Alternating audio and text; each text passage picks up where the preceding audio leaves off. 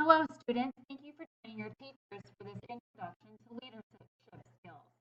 In this next unit that the teachers are introducing, you will become a little more familiar with popular leadership skills from now and from back to ancient times.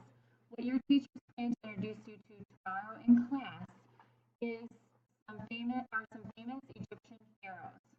You will be rating these pharaohs on their leadership qualities. But before we worry about that, we will be learning what a leader would do in today's society.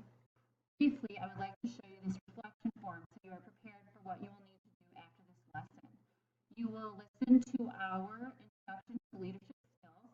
You will read the article, which is linked right here, and then you will use this Google form, which is linked inside our Google Classroom, to reflect on our learning about leadership skills.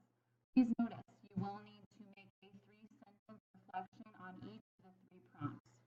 Tomorrow, you will see a glimpse of these biographies, and right now, we would like to debrief you on the 8 essential qualities that define great leadership in today's society. The first essential quality is sincere enthusiasm. True enthusiasm for what they do. When good leaders are sincerely enthusiastic and passionate, it is contagious. Number 2 is integrity.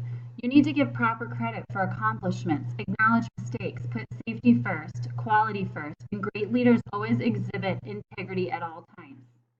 Number 3 is great communication skills. Leaders must be able to motivate, instruct, and discipline the people that they are in charge of. They cannot accomplish any of these if they are not skilled communicators. Number 4, loyalty. True loyalty is ensuring that all team members have training and resources to properly do their jobs. It is standing up for other team members in crisis and conflict. Number 5 is decisiveness. Great leaders are willing to take the risk of making a decision. They take these decisions and the risks knowing that if things don't work out, they will be responsible for it. Number 6 is managerial competence. People need to understand the group's goals, processes, and also the procedures. Number 7 is empowerment.